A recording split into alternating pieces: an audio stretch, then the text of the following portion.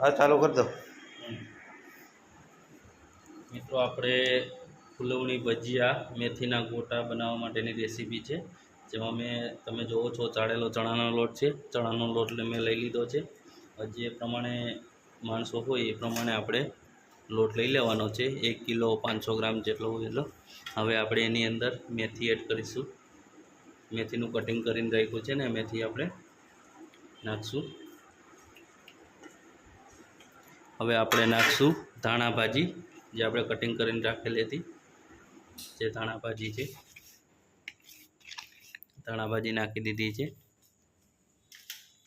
જોઈ શકો છો મરચાં છે, લસણ છે અને આદુની પેસ્ટ છે. એ બધું મિક્સ કરી દેવાનું છે. મિક્સ કરીને નાખી દેવાનું. જોઈ શકો છો મેં આવી રીતે બધું મિક્સ કરી દીધું છે. હવે આને મિક્સ કરી દઈએ એકદમ, જે એકદમ લોટ ચોટી જવો જોઈએ. મિત્રો, હવે સ્વાદ અનુસાર આપણે હિંગ નાખશું અને સ્વાદ અનુસાર આપણે ધાણા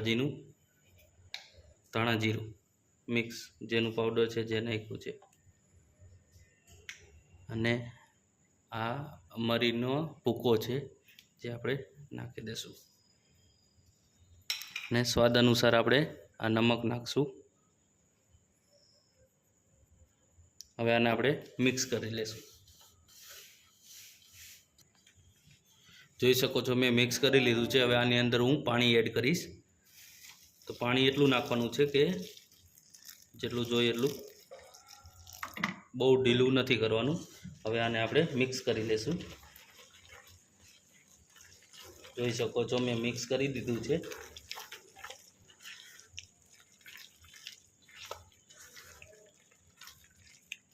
આ થઈ ગયું આપણે ભજીયા માટેનું એકદમ લોટ બંધાઈ ગયો છે. આને આપણે બહુ હલાવવાનું નહીં, નહીંતર પછી આ ચીકણું થઈ જશે તો ભજીયા પ્રોપર નહીં થાય. આને બહુ હલાવવું નહીં. હવે આ સોડા છે, જે ભજીયાના સોડા કહેવાય, એને આપણે થોડાક નાખશું.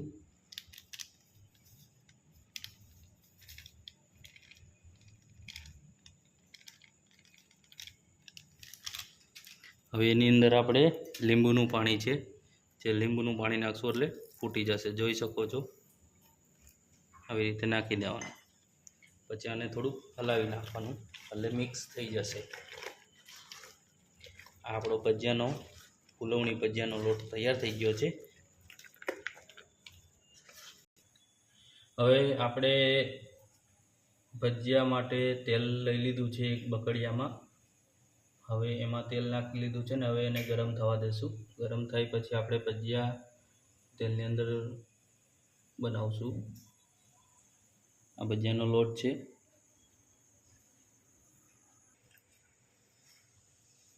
જો આવી રીતે આપણે હવે ભજીયા મૂકતા જઈશું.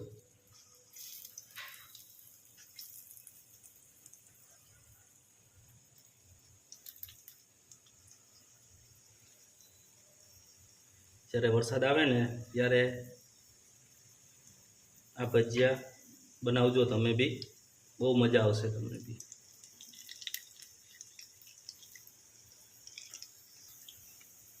તો તમે જોઈ શકો છો હવે આવી રીતે આપણે હલાવશું. એકદમ પોચા અને જાળીદાર થઈ જશે.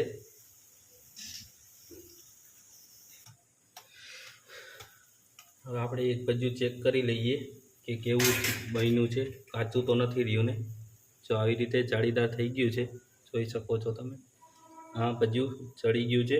તો આપણે આને ઉતારી લેશું. આવી રીતે બધા એકસાથે આપણે ઉતારી લઈએ. અને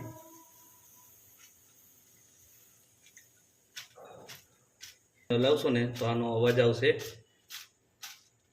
જોઈ શકો છો આ ભજીયું એકદમ મસ્ત જાળીદાર અને પોચું થઈ ગયું છે. આપણા આ ભજીયા રેડી થઈ ગયા છે. તો ચલો આવી જાઓ.